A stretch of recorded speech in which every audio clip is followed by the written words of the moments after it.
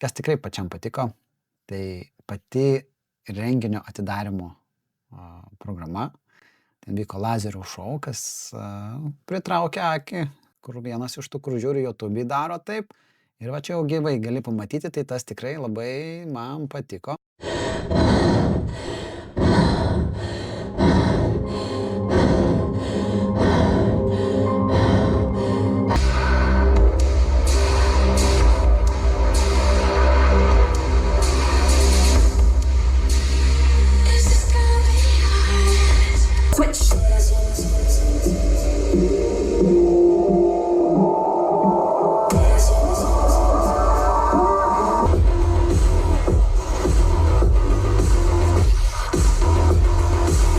Taip pat buvo mūsų irkluotojo, keliautojo pasisakymas, motyvacinė tokia kalba, kur dalinosi savo įspūdžiais, kaip jiems sekėsi irkluoti, kaip sekėsi įlipti į Everestą ir turėjo tos tokios motyvacinės kalbos, kad reikia daryti.